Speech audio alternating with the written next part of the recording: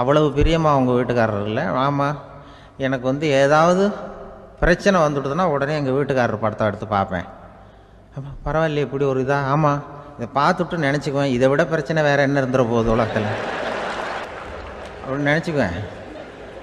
உடனே எனக்கு எல்லாம் போயிடும் அப்படின்ட்டு தான். அப்படி ஒரு அம்மா இருந்தாங்க, இப்போவும் இருக்காங்க, வேலை பார்த்துக்கிட்டு இருக்காங்க. அப்படிலாம் இங்கே இருக்கிற தாய்மார்கள், பெண்கள் யாராவது அப்படி கூட பண்ணலாம். எப்போதுமே உங்கள் வீட்டுக்காரர் படத்தை கையில் வச்சுக்கோங்க. அது ஒரு யோசனை, குடும்பம் குதூகலமாக இருக்கிறதுக்கு அது ஒரு யோசனை. அதே மாதிரி இவங்களும் அவங்க படத்தை வச்சுக்கலாம், வச்சுக்கிட்டு பிரச்சனை வரும்போது பார்த்துக்கணும். இதை விட நமக்கு என்ன வந்துட போகுது பெருசாக அப்படின்னு. அப்படி தான் இருக்கணும். குடும்பம் வந்து நல்லபடியாக இருக்கணும்னா அதுக்கு இப்போ சொல்லுவாங்க, கடவுளே வந்து ஒரு வீட்டு கணவன், வீட்டு தலைவர் கனவுல வந்தாராம். கடவுள் வந்து இது மாதிரி உன்னை விட்டுட்டு உங்கள் குடும்பத்தை உன்னையெல்லாம் விட்டுட்டு போக போகிறேன்னா, அதனால் ஏதாவது வர வேணும்னா கேட்டு போய் வாங்கிக்கோ அப்படின்னு கடவுள் சொன்னாராம் அந்த குடும்ப தலைவர்கிட்ட. அவருக்கு என்ன கேட்குறதுன்னு புரியல. கடவுள் வந்து விட்டுட்டு போகிறேங்கிறார், ஏதாவது வரம் கேட்டுக்கோ அப்படின்னு. நம்ம என்ன பண்ணுறது, என்ன கேட்குறதுன்னு ஒன்றும் புரியல, குழம்பிக்கிட்டு இருந்தான் அந்த ஆள் கனவில். இப்போ கடவுள் சொன்னாராம், சரி நீ ரொம்ப குழப்பமாக இருக்க, நாளைக்கு மறுபடியும் உன் கனவில் வரேன், அதுக்குள்ளே நீ முடிவு பண்ணி வை, உனக்கு என்ன வரம் வேணுமோ கேட்டு வாங்கிக்கோ, உனக்கு வரம் கொடுத்துட்டு நான் போயிடுறேன், உன்னை விட்டுட்டு போகிறதா நான் முடிவு பண்ணிட்டேன் அப்படின்ட்டுருக்கார் கடவுள். சரி ஒரு நாள் அவகாசம் கொடுங்க, நாளைக்கு நான் அதுக்குள்ளே முடிவு பண்ணி வைக்கிறேன்ட்டு அவர் வந்தார். மறுநாள் முழிச்சுக்கிட்டார். முழிச்சுக்கிட்டு மனைவி மகன் மக்கள் எல்லோரையும் கூப்பிட்டார், குடும்பத்தில் எல்லாரையும்.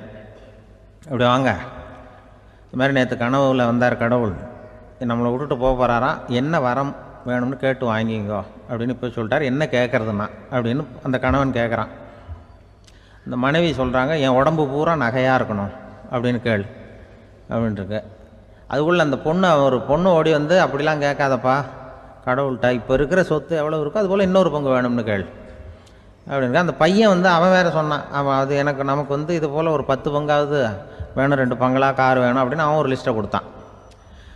இவர் என்ன கேட்குறதுன்னு முடிவு பண்ணுறதுக்குள்ள அங்கே வேலை செய்கிற அம்மா, ஒரு வயசான அம்மா வந்திருக்கு, வேலை செய்கிற அம்மா. அது வந்து சொல்லிச்சான் இவர்கிட்ட, தப்பாரு கடவுள்கிட்ட அப்படிலாம் கேட்காதப்பா, நாளைக்கு வரும்பொழுது என்ன வர வேணும்னா எங்கள் குடும்பத்தில் எல்லாரும் அன்பாக இருக்கணும், பாசமாக இருக்கணும்னு கேட்டு வாங்கிக்கோ வரத்தை. அன்பு பாசம் குடும்பத்தில் எப்போதும் நிலவணும்னு கேட்டு வாங்கிக்கோ, வேற எல்லாம் நம்ம பார்த்துக்கலான்னு அந்த பெரியம்மா சொல்லிச்சான். மறுநாள் அதே மாதிரி படுத்து தூங்கினார். கடவுள் கனவுல வந்தார். வந்து கேட்கும்பொழுது இவர் சொன்னாராம், ஐயா எனக்கு வந்து எங்கள் குடும்பத்தில் நாங்கள் கணவன் மனைவி புள்ள குட்டி எல்லாம் பாசமாக இருக்கணும், அன்பாக இருக்கணும், இதுதான் எங்களுக்கு வர வேணும் அப்படின்னு கேட்டாராம். இவர் கேட்டதும் கடவுள் வந்து தலையை சொரிய ஆரம்பிச்சிட்டாராம். ஏன் என்ன யோசிக்கிறீங்கன்னு கேட்டிருக்காரு. நீங்கள் அன்பாக பிரியமாக இருந்தீங்கன்னா அப்புறம் ஏன் நான் உங்களை விட்டுட்டு போக போகிறேன், நான் ஏற்கனவே இல்லைங்கிறதுனால தான் உங்களை விட்டு போகலாம்னு முடிவு பண்ணியிருந்தேன். இப்போ நீங்கள் ஏற்கனவே பாசமாக இருந்தீங்கன்னா நான் இனிமேல் போக மாட்டேன், அதனால் ஏன் முடிவும் மாற்றிக்க வேண்டியதுதான், உங்கள் கூட தான் இருக்க போகிறேன்னாராம். இப்படி ஒரு கதை சொல்லுவாங்க. அதனால் ஒரு குடும்பத்தில் அந்தந்த உறவு முறைகள் சரியாக இருக்கிற வரைக்கும் எல்லாம் நல்லாயிருக்கும். அங்கே தான் அங்கே இறைவன் வாழும் இல்லம்ங்கிறாங்களே, அதுதான் அது. அதில் அந்த குடும்ப தலைவருங்கிறவர் கணவன் அப்படிங்கிறதுனால அவருக்கு தான் பொறுப்பு. அவருக்கு நிறைய சகிப்புத்தன்மை வேணும், கோபம் வரக்கூடாது, யார் என்ன சொன்னாலும் போகணும். சில கணவன்மார்கள் வந்து எது சொன்னாலும் மனைவி வந்து தட்டுறதில்லை. அங்கே போனால் போவாங்க, எதுக்கு போக சொல்கிறேன்னு கேட்குறதில்ல, போகிறது, இங்கே வான்னா வர்றது. திருவள்ளூர் மனைவி இருந்தாருன்னு சொல்கிறாங்கல்ல, அது மாதிரி. அது எப்படின்னா ஒருத்தர் சொன்னார், அது அப்படி இல்லை, அதுக்கு ஒரு கதை சொன்னார். ஹிட்லர் வந்து வந்தாராம் ஒரு தடவை, ஒரு பெரிய கப்பல் மேலே, கப்பலுடைய மேல் தளத்தில் ஹிட்லர் வந்துக்கிட்டு இருக்கார். ஒரு இங்கிலீஷ் கேப்டன் எதிரில் நிற்கிறான். அவனுக்கு பெரிய ஆச்சரியம், இந்த ஆள் எப்படி இப்படி ஒரு தனி மனிதனாக இருந்துக்கிட்டு உலகத்தையே இப்படி இந்த பாடுபடுத்துகிறார் அப்படின்னு சொல்லி, உன்னுடைய வெற்றிக்கு என்ன காரணம்னு கேட்டாராம் அந்த இங்கிலீஷ் கேப்டன். இப்போ ஹிட்லர் சொன்னாராம், என்னுடைய வெற்றிக்கு காரணம் என்கிட்ட வேலை செய்கிற ஊழியர்கள், நான் கிழிச்ச கோட்டை தாண்ட மாட்டாங்க, நான் என்ன சொல்கிறேனோ அதை உடனே செய்வாங்க, ஏன் எதுக்குன்னு எதிர்த்து பேச மாட்டாங்க, அதுதான் என்னுடைய வெற்றிக்கு காரணம் அப்படின்னு சொல்லி அதை நிரூபித்து காட்டுறேன் பார் அப்படின்னு சொல்லி கையை தட்டினாராம் ஹிட்லர். உடனே ஒரு சிப்பாய் எங்கேருந்து வந்து லெஃப்ட் ரைட்னு போட்டு வந்து சல்யூட் பண்ணி நின்னான். உடனே ஹிட்லர் சொன்னார், நீ அப்படியே இந்த கப்பல் மேல் தளத்துலேருந்து அப்படி கடலில் விழுந்து செத்து போடா அப்படின்னு பொத்துன்னு குதிச்சுட்டான். எதுக்கு சொல்கிறேன் என்ன இதில், உடனே குதிச்சு செத்து போட்டான். இவருக்கு பெரிய ஆச்சரியம் கேப்டனுக்கு. ஹிட்லர் சொன்னார், இதுதான் என்னுடைய வெற்றி காரணம், தப்பார் இன்னொருத்தனை கூப்பிட்றேன் அப்படின்னு தட்டினா இந்த பக்கத்துலேருந்து ஒருத்தன் வந்தான், லெஃப்ட் ரைட் வந்து நின்னா, நீ இப்படி குதிச்சு செத்து போடா அப்படின்னு பொத்துன்னு குதிச்சிட்டான். எதுக்கு போக சொல்கிறீங்கன்னு ஒன்றுமே கேட்கல, குதினா உடனே குதிச்சிட்டான். அப்போ ஹிட்லர் சொன்னார், இதே மாதிரி என்னுடைய ஒவ்வொரு ஊழியர்களும் இருக்கிறாங்க, நானும் ஊழியர்களை இழக்கிறதுக்கு தயாராக இல்லை, தப்பார் தயாராக இருப்பேன் எப்போதும், தப்பார் இன்னொருத்தர் தட்டுறேன்னு இன்னொருத்தர் வந்தார். எதிர்த்தாவில் இருந்து ஒருத்தன் லெஃப்ட் ரைட் சல்யூட் அடித்தான். நீயும் குதிச்சு செத்து போடான்ருக்கார் ஹிட்லர். இவனால் பொறுக்க முடியல, இந்த இங்கிலீஷ் கேப்டன் அனாவசியமாக ஒவ்வொருத்தனாக குதிச்சுட்றானேன்னு சொல்லி ஓடி போய் அவனை குதிச்சிட்டான். குதிக்கிறதுக்கு முன்னாடி பிடிச்சி தனியாக எடுத்துகிட்டு போட்டான். தனியாக எடுத்துகிட்டு போய் அந்த சிப்பாய்கிட்ட கேட்டாரான் அந்த இங்கிலீஷ் கேப்டன், ஏன்ப்பா அந்த ஆள் குதிக்க சொல்கிறான்னா நீ ஏன் எதுக்குன்னு கேட்குறது இல்லையா, உடனே குதித்து செத்து போகிறீங்களே, இதெல்லாம் என்ன அநியாயம் அப்படின்ட்டுருக்கான் அந்த இங்கிலீஷ் கேப்டன் கையை பிடிச்சிக்கிட்டு. உடனே அந்த சிப்பாய்க்கு கோவம் வந்துட்டு தான், உடையா கையை, இவன்ட்ட வேலை பார்க்குறத விட உழுந்து செத்து போகலான்னு நான் குதிக்கிறான், என்ன அனாவசியமாக எதுக்கே இருக்க சொல்கிறேன் அப்படின்னு சொல்லி குதிச்சுட்டானா. அதனால் இந்த உடனே சொல்கிறத செய்கிறாங்க பாருங்கள், அவங்கள நம்பக்கூடாது. கணவன்மார்களுக்கு ஒரு எச்சரிக்கை, சொல்கிறத உடனே செஞ்சுருவாங்க மனைவி, நீ அங்கே போனால் போங்க வரணும் அது ஹிட்லர் மாதிரி நினைக்கிறாங்கன்னு அர்த்தம். இதுகிட்ட பேசிக்கிட்டு இருக்கிறத விட சொல்கிறத செஞ்சுட்டு போடுவோமே, அப்படி சமாளிக்கிற கணவன்மார்கள் உண்டு. குடும்பத்தில் வந்து அப்படிலாம் இருந்து சமாளிக்கிறாங்க. குடும்பத்தில் ஒருத்தர் அனுசரிப்பு தன்மைங்கிறது ரொம்ப அவசியம். கணவன் மனைவின்னா அனுசரித்து போகணும்னு சொல்லுவாங்க. அதாவது ஒரு கணவன் அதுக்காக தான் அந்த காலத்துலலாம் ஒரு வீட்டுக்கு வந்து மாப்பிள்ளை தேடுறதுங்கிறது ஒரு பெரிய குடும்பத்தை நிர்வகிக்கிற அளவுக்கு ஒரு கணவனாக வரக்கூடிய எப்படி இருக்கணும் அப்படின்னா, அந்த காலத்தில் புலி வேட்டைக்கு போகணும். ஒரு பொண்ணுக்கு மாப்பிள்ளை தேடுறதுன்னா நம்ம தமிழ் பழக்கம் என்னென்னா, காட்டுக்கு போய் ஒரு புலியை வேட்டையாடிட்டு வரணும். அந்த புலி பல்லு அல்லது நகத்தை கொண்டுட்டு வரணும் அந்த இளைஞன். அதை வந்து வீட்டில் கொடுப்பான், அதை தான் கட்டி அதை வந்து இதாக கட்டுவாங்க, மாலையாக போடுவாங்க, தாலியாக கட்டுவாங்க. அதாவது வீரம் இருக்கா பையனுக்குன்னு பார்ப்பாங்க. ஒரு பொண்ணு வேணும்னா நீ முதல்ல வீட்டுக்கு பொண்ணு கேட்க போகக்கூடாது, காட்டுக்கு போகணும், போய் புளியை கொண்டு வா, அதுக்கப்புறம் தான் உனக்கு பொண்ணு அப்படின்னு சொல்லுவாங்க. இப்போவெல்லாம் ஏன் போகிறது இல்லைன்னா, இப்போலாம் ஒருத்தனை வந்து காட்டுக்கு போய் புலிப்பல் கொண்டு வான்னா புலி தான் மாப்பிள்ளையாக வரும். அதனால தான் இப்போ போகிறதில்ல யாரும் காட்டுக்கு. அப்போ வந்து பெண்களும் வந்து ரொம்ப வீரமாக இருந்தாங்க. பெண்கள் மூலம் அந்த காலத்தில் எப்படின்னா, முறத்தாலேயே புலியை துரத்துவாங்களாம். நம்ம பழைய பாட்டிலெல்லாம் பார்த்துருப்பீங்க, முறத்தால் புலியை விரட்டினாங்கன்னு வரும் பழைய பாட்டு. ஒரு அந்த அளவுக்கு பெண்களுக்கு வீரம். இப்போ கல்யாணம் ஆகி இந்த காலத்தில் ஒரு கணவனை வந்து விரட்டிட்டு வந்தாங்களாம் முறத்தை எடுத்துக்கிட்டு. ஒரு மனைவி அவன் பயந்துட்டு வெளில ஓடி வரான், பின்னாடி முறத்தை எடுத்துகிட்டு அந்த அம்மா ஓடி வருது. இவனை தனியாக பிடிச்சி கொண்டு போய், என்னப்பா இந்த மனைவிட்டு இப்படி பயந்து ஓடி வரையே, முறத்தால் துரத்துறா இப்படி வரையே அப்படின்னா, அவன் அப்படியே தடுமாறிக்கிட்டு, அதெல்லாம் ஒன்றும் இல்லை, அவன் என்ன புலியாக நினைக்கிறா அப்படின்னு ஒரு பெருமையாக சொல்லிட்டானான். அந்த காலத்தில் புலியை தான் முறத்தால் விரட்டினாங்க, இப்போ புருஷனை விரட்டுறாங்க அப்படின்னு சொல்லி. அப்படி அந்த காலத்தில் வந்து கணவனுக்கு ஒரு குடும்பத்தை நிர்வகிக்கிற திறமை இருக்கா, உடல் வலிமை தான் முக்கியம். இப்போ கூட மதுரை பக்கத்தில் ஐயாவுக்கு தெரியும், அந்த இளவட்டக்கல்லுன்னு ஒரு ஊர், இப்போ ஊர் எல்லையில் கிடக்கும். ஊர் எல்லையில் ஒரு பெரிய கல் கிடக்கும். அந்த ஊருக்கு பொண்ணு கேட்க போகிறவங்க அந்த கல்லை தலைக்கு மேலே தூக்கி காட்டணும், அப்படியே தூக்கி தலைக்கு மேலே வசதி கீழே போடணும். அந்த வலு இருந்தால் தான் நீங்கள் அந்த ஊருக்குள்ளேயே போகலாம், பொண்ணு கேட்குறதுக்கு போகலாம், இல்லைன்னா நீ திரும்பி போக வேண்டியதான். அந்த வலிமை இருக்கா மாப்பிள்ளைன்னு பார்க்குறாங்க. இளவட்டக்கல்லுன்னு பேர். அப்போ என்ன பண்ணாங்கன்னா, ஒரு 1000 வருஷத்துக்கு முன்னாடி அந்த கல்லை தலைக்கு மேலே தூக்கி கீழே போடுவாங்களாம். ஒரு 500 வருஷத்துக்கு முன்னாடி அப்படி கொஞ்சம் தூரம் இடுப்பு அளவுக்கு தூக்கி கீழே போட்டுக்கிட்டு இருந்துருக்குறாங்க. அதுக்கப்புறம் ஒரு 100 வருஷத்துக்கு முன்னாடியெல்லாம் அப்படி முழங்கால அளவுக்கு அப்படி தூக்கி போட்டால் போகிறோம்னு வச்சுருந்தாங்களாம். இப்போ நான் அந்த ஊருக்கு என் கூட பழனிசாமின்னு ஒருத்தர் இருக்கார், அவர் போய் உனக்கு எப்படிப்பா இந்த ஊரில் கல்யாணம் ஆச்சு அப்படின்னா, இப்போலாம் நாங்கள் தொட்டு கும்பிட்டா போகிறோம், அதை அசைக்கிறது கூட இல்லை. அப்படி ஆகிட்டுது. ஒரு குடும்பத்தை கணவனாக வரப்போகிறவனுக்கான தகுதி அந்த காலத்தில் அப்படி இருந்துதான். அப்படி வந்து கணவன் வந்து தேர்ந்தெடுக்கிறது, குடும்ப தலைவனை தேர்ந்தெடுக்கிறது ஒரு பெரிய காரியம். ஒரு பெரிய செல்வந்தர் போட்டி வச்சாராம், ஒரு நீச்சல் குளம், அதில் யார் வேணாலும் குதித்து அந்த பக்கம் போய் கரையிடலாம். அந்த நீச்சல் குளத்தில் விஷப்பாம்புலாம் கிடக்கு. யார் துணிஞ்சி அந்த விஷப்பாம்பு இருக்கிற குளத்தில் குதித்து அந்த பக்கம் போய் கரையேறானோ அவனுக்கு ஒரு 100 ஏக்கர் நிலம் கொடுப்பேன், அது வேண்டான்னா ஒரு 1000 ஆடு கொடுப்பேன், அதுவும் வேண்டான்னா என் பொண்ணை கொடுப்பேன் அப்படின்னு போட்டி வச்சார். அதான் மாப்பிள்ளையை தேர்ந்தெடுக்கிறதுக்கு அவர் ஒரு வழி, நீச்சல் குளத்தில் குதித்து கரையேறணும். இப்போ அந்த ஊரில் இருக்கிற இளைஞர்கள்லாம் வந்து பார்க்குறாங்க அந்த குளத்தில் குதிக்கணும்னு. ஆனால் குளத்தில் ஒரு விஷப்பாம்புலாம் கிடக்கு. இது என்ன பண்ணுறதுன்னு பார்த்தா யாருமே குதிக்கிறதுக்கு தைரியம் வரல. திடீர்னு ஒருத்தன் துணிஞ்சு குதித்தான், படபடன்னு அடிச்சுட்டு போய் அந்த பக்கம் கரையேறிட்டான். கரையேறின உடனே பரவாயில்லையே ஒரு ஆள் வந்துட்டான்னு சொல்லி அவனை அந்த இளைஞனை போய் பிடிச்சிட்டு வந்தாங்க. அந்த பெரியவர் கேட்டார், ஏப்பா இவ்வளவு பெரிய விஷப்பாம்பெல்லாம் கிடக்கிற நீச்சல் குளத்தில் நீ துணிஞ்சு குதித்து கரையேறி இருக்கிற, உனக்கு என்ன 1000 ஏக்கர் நிலம் கொடுத்துறவா, 100 ஏக்கர் நிலம் கொடுக்கவா சொல்கிறப்படி அப்படின்னா, வேண்டாம் சார்ன்றிருக்கான். ஓஹோ அப்படின்னா ஒரு 1000 ஆடு வேணுமா உனக்கு அப்படின்னா அதுவும் வேண்டாம் சார். ஓ அப்படின்னா என் பொண்ணு வேணுமா அப்படின்னா அதுவும் வேண்டாம் சாருங்கிறான். அப்புறம் எதுக்குடா குதிச்சுன்ட்டு என்ன உனக்கு என்ன தான் வேணும் அப்படின்னு கேட்டிருக்காரு. என்னை எவன் பிடிச்சி தள்ளி விட்டவன்னு தெரியணும் அப்படின்ட்டுருக்கான்.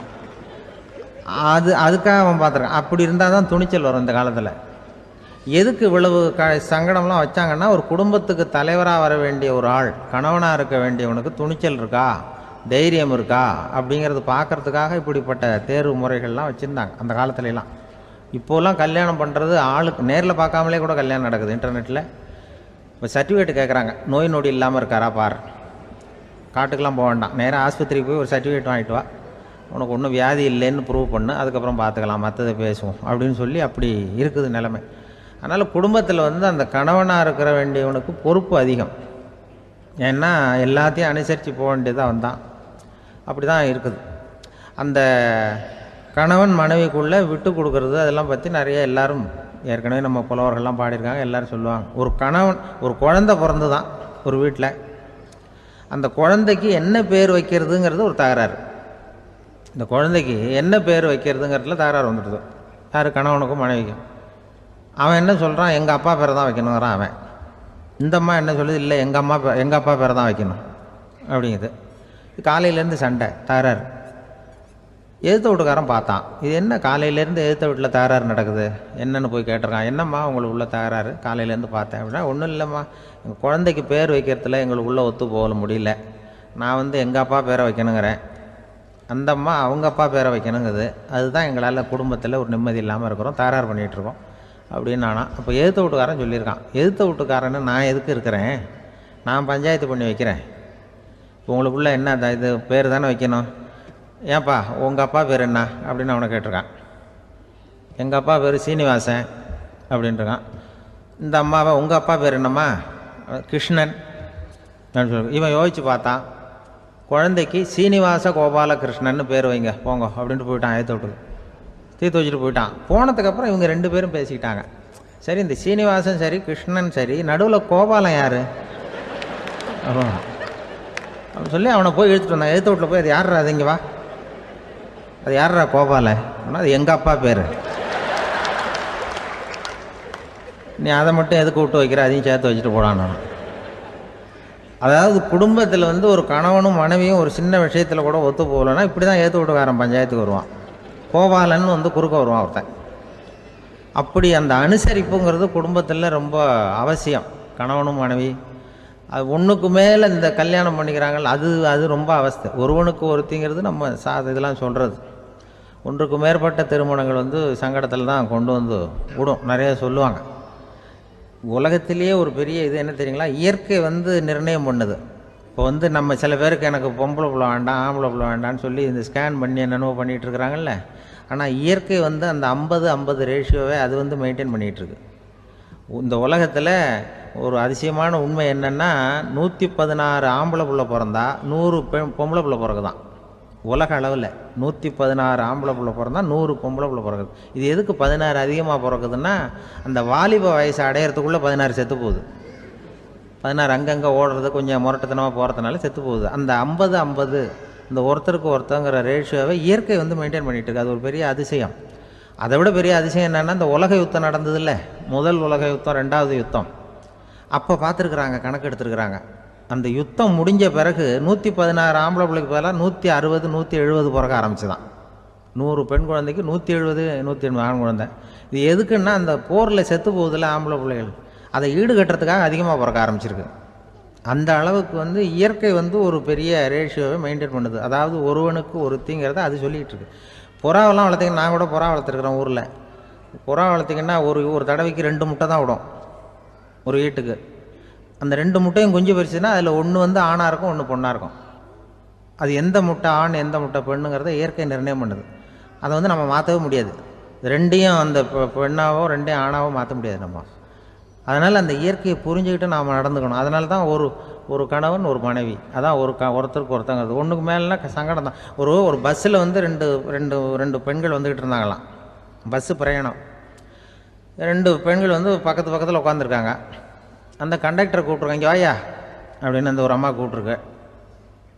என்னம்மா அப்படின்ட்டுருக்கார் வந்து, இந்த ஜன்னலை திறந்து விட்டு போ அப்படின்னு. சரின்னு பக்கத்தில் இருந்த ஜன்னலை திறந்து விட்டு அவர் போயிட்டார்.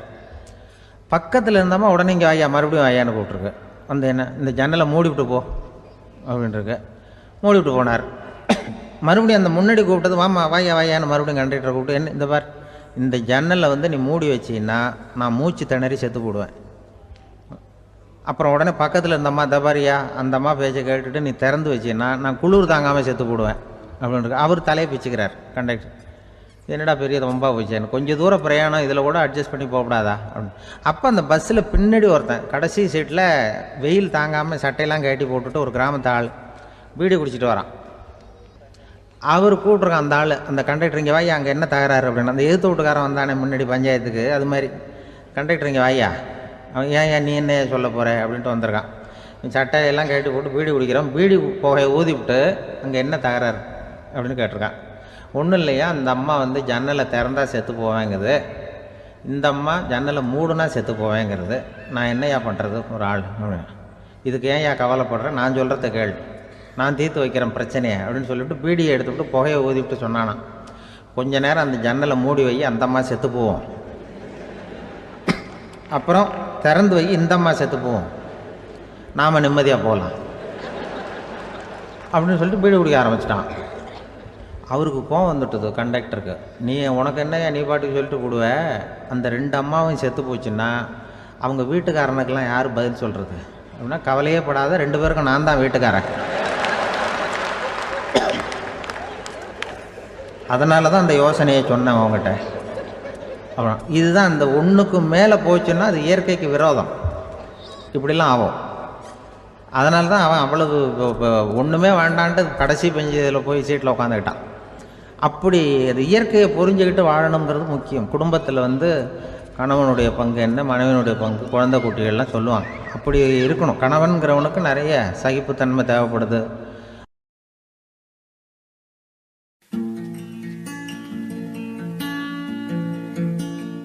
ஒரு கணவன் மனைவி எப்போ பார்த்தாலும் அவங்க ரெண்டு பேருக்கும் இடையில சண்டை வந்துக்கிட்டே இருந்தது. இதில் என்ன ஆச்சரியங்கிறீங்களா?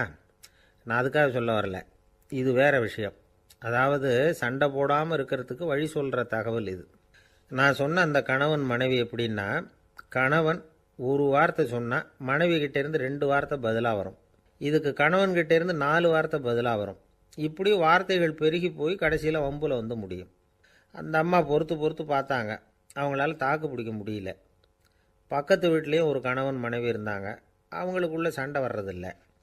அது எப்படி அவங்களால மட்டும் சண்டை போடாமல் இருக்க முடியுது அப்படின்னு இந்த அம்மாவுக்கு ஆச்சரியம். ஒரு நாள் நேராக பக்கத்து வீட்டு அம்மாக்கிட்டே போய், ஏம்மா நீங்கள் எப்படி கணவனும் மனைவியும் சண்டை போட்டுக்காமல் இருக்கிறீங்க, அது எப்படி முடியுது உங்களால் அப்படின்னு கேட்டாங்க. அதுக்குன்னு ஒரு மருந்து இருக்குது, அதை சாப்பிட்டா சண்டை வராது அப்படின்னாங்க அவங்க. சரிங்க, அந்த மருந்தை அவர் சாப்பிட மாட்டேன்னு சொல்லிட்டா என்ன பண்ணுறது அப்படின்னு கேட்டிருக்கிறாங்க இவங்க. அந்த மருந்து அவருக்கு இல்லைம்மா, உனக்கு தான் அப்படின்னாங்களாம் அவங்க. அப்படியா, அப்படின்னா கொடுங்க, ரொம்ப நல்லதாக போச்சு, அதை எப்படி சாப்பிட்றதுங்கிற விவரத்தையும் சொல்லுங்கள், எங்கே அது கிடைக்குங்கிறதையும் சொல்லுங்கள், வாங்கிக்கிறேன் அப்படின்னு கேட்டாங்களாம் இவங்க. வேறு எங்கேயும் போய் வாங்க வேண்டாம், என்கிட்டே இருக்க அந்த மருந்து, அதில் கொஞ்சம் தர்றேன், வாங்கி வச்சுக்க. உன் வீட்டுக்காரர் உன்னோட சண்டையை ஆரம்பிக்கிறப்போலாம் நீ இந்த மருந்தில் 1 அவுன்ஸ் வாயில் ஊற்றிக்கணும். அதை உடனே குடிச்சிடக்கூடாது, ஒரு 5 நிமிஷமாவது அது வாயில் இருக்கணும், அதுக்கப்புறம் குடிச்சுடலாம் அப்படின்னு சொல்லி ஒரு பாட்டில் மருந்தை இந்த அம்மாக்கிட்ட கொடுத்து அனுப்புனாங்களாம். மருந்தை எடுத்துக்கிட்டு இந்த அம்மா வீட்டுக்கு வந்திருக்கிறாங்க. வீடு பூட்டி இருந்ததுனால கணவன் வந்து வாசல்லையே காத்துட்ருக்கிறான். மனைவியை கண்டதும் சண்டை போட ஆரம்பிச்சிட்டான். வீட்டை பூட்டி விட்டு எங்கே போய் தொலைஞ்ச, எவ்வளோ நேரமாக ஒரு மனுஷன் வாசல்லையே காத்துட்டு கிடக்கிறது அப்படி இப்படின்னு கத்த ஆரம்பிச்சிட்டான். மனைவி இதுக்கு பதிலே சொல்லலை. அந்த அம்மா பேசாமல் வீட்டை திறந்தாங்க, சமையல் அறைக்குள்ளே போனாங்க, 1 அவுன்ஸ் மருந்தை வாயில் ஊற்றிக்கிட்டாங்க. அன்னைக்கு சண்டை வந்து மேற்கொண்டு வளரவே இல்லை, நின்றுட்டுது. மருந்து பரவாயில்லை.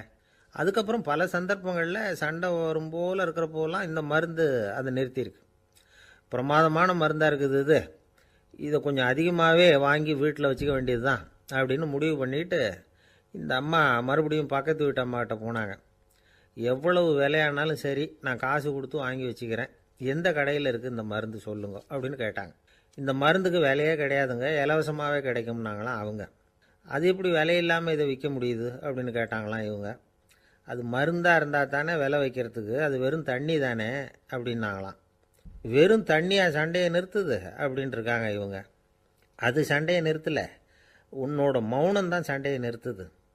நீ வாயில் தண்ணியை வச்சுக்கிறதுனால எதிர்த்து பேசுறதில்ல, அதனால் உன்னுடைய கணவர் கோபம் வந்து சாந்தமாயிடுது அப்படின்னாங்களாம் அவங்க. இந்த கதையிலேருந்து சண்டையை நிறுத்துகிற மருந்து எதுன்னு தெரிஞ்சுக்கிட்டோம் இல்லையா. ஒருத்தர் என்ன பண்ணார், பாட்டிலில் வந்து தண்ணியை ஊற்றி வச்சுக்கிட்டு அவர்கிட்ட வர்றவங்களுக்கெல்லாம் இதை சிபாரிசு பண்ணலாம்னு நினச்சிக்கிட்டு உட்காந்துருந்தார். ஒரு அம்மா வந்தாங்க. இதை கேட்டுவிட்டு இதையே ஒரு மருந்து மாதிரி கொடுக்கலாம்ங்கிறது அவர் முடிவு. அதனால் பாட்டிலில் தண்ணி அடைச்சி வச்சுக்கிட்டு அதில் கலருக்காக என்னத்தையோ ஒரு ஜீரகம் அது மாதிரி எதையாவது கலந்து வச்சுக்கிட்டு ஒரு மருந்து மாதிரி ஒரு பாவனையில் வச்சுக்கிட்டு உட்காந்துருக்கார். யாராவது வீட்டில் சண்டைன்னா என்கிட்ட வாங்க மருந்து தரேன்னு.